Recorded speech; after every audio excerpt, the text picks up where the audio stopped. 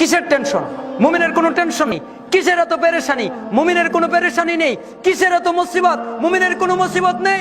এই হাদিসটা আমি মনে করি আমার রাস্তা চলার আলো। এই হাদিসটাকে আমি মনে করি আমার শক্তি। আমার তো কোনো শক্তি নাই, দেখেন না, শরীরে বডিতেও শক্তি নেই, আর এমনিও শক্তি নেই, কিন্তু ওই হাদিসটাকে আমি আমার শক্তি মনে করি।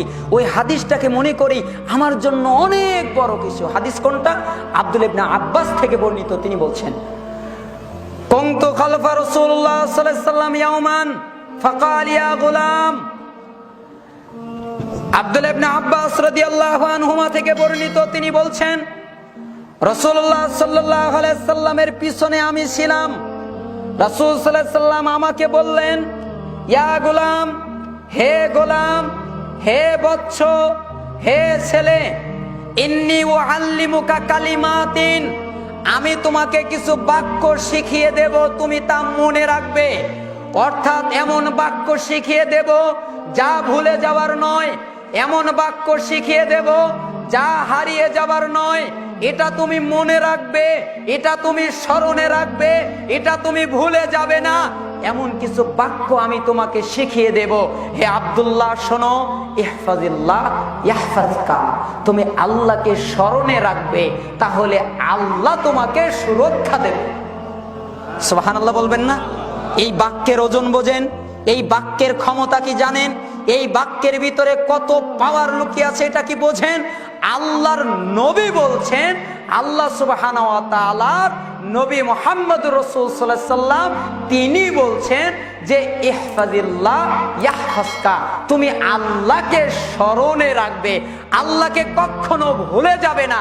তুমি পাপ করতে যাবে, আল্লাহর স্মরণ না, আল্লাহ আছে। তুমি একটা কাজ করবে, নেকির কাজ, রিয়া করা যাবে না, কেন? আল্লাহ আছে। লৌকিকতা করা যাবে না, কেন? আল্লাহ দেখছে। তুমি আল্লাহকে স্মরণে রাখবে।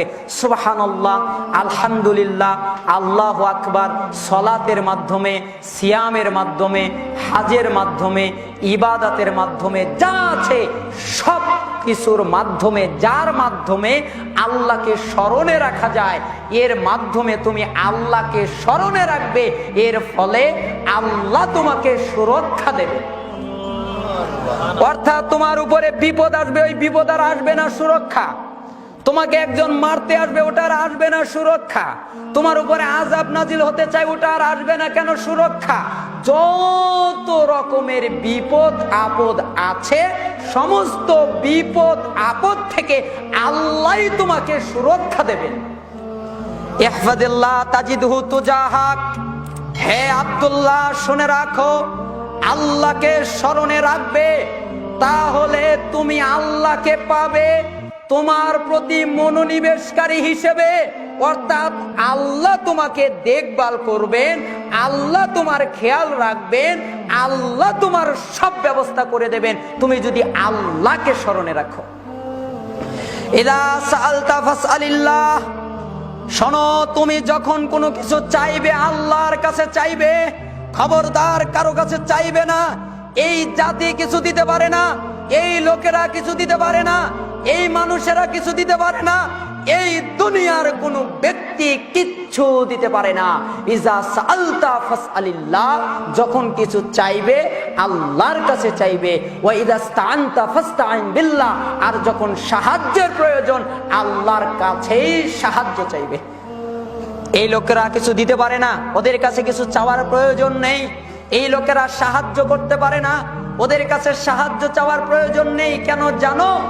ওয়ালাম আন্নাল উম্মাতা লাউ ইজতামাউ আলা আইয়ানফাউকা বিশাইইন লাম ইয়ানফাউকা ইল্লা বিশাইইন কদ কাতাবাল্লাহু লাক ওয়া ইন ইজতামাউ আলা আইয়াদুররুকা বিশাইইন লাম ইয়াদুররুকা ইল্লা বিশাইইন কদ কাতাবাল্লাহু আলাইক রুফিয়াতিল আকলাম ওয়া জাফফাতিস সুহুফ, রাহু তিরমিজি ওয়া ক্বালা হাদিস হাসানুন সহিহ। রাসূল সাল্লাল্লাহু আলাইহি ওয়াসাল্লাম বললেন, কেন জানো? ভালো করে শুনে রাখো, শোনো, জেনে রাখো, অবগত হও খুব গুরুত্বের সাথে।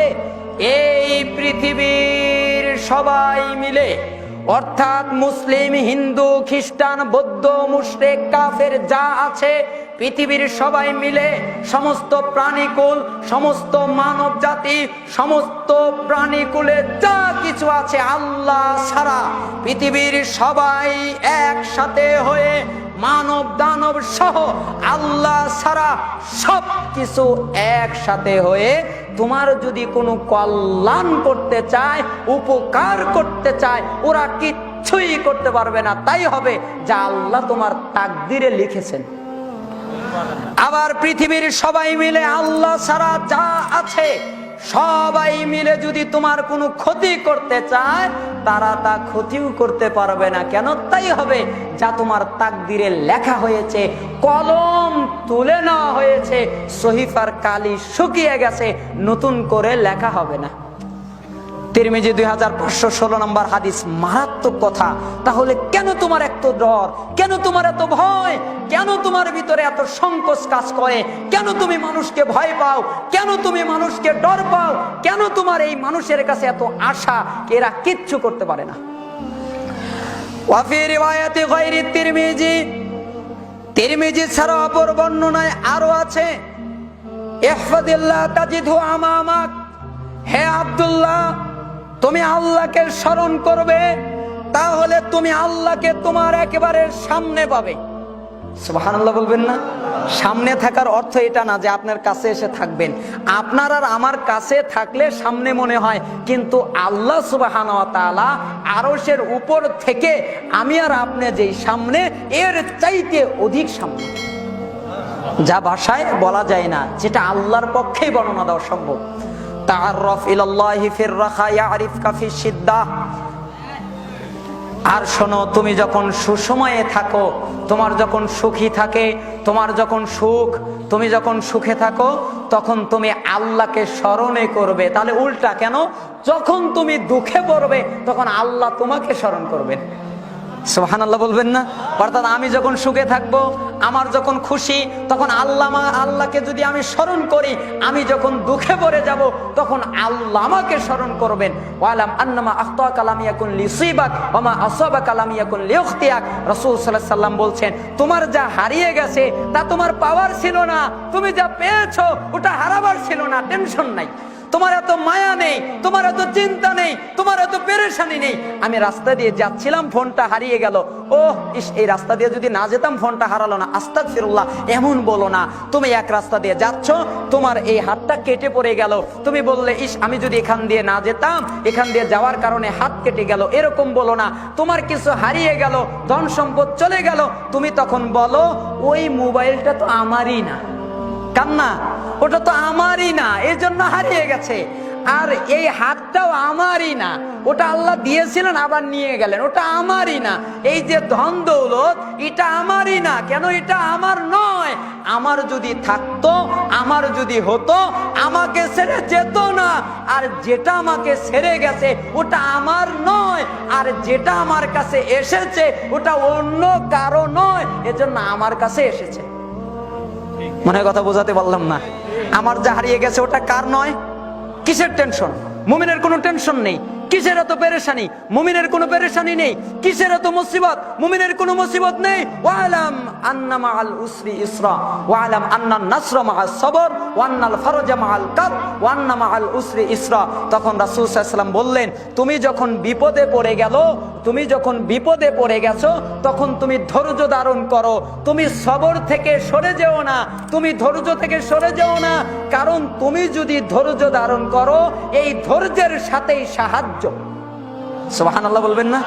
একটা বিপদ দেখলেই আহ কি মুসিবত, বাঁচবই না, আমাদের বাঁচার পথই নাই, আমরা ঋণের বোঝা, ইস এখন কি যে করি, এক জায়গায় টাকা লস গেল, কি যে করি, ব্যবসা লস চলে গেল, কি যে করি, বাঁচার পথই নাই, একজন চলে গেল, কি যে করি।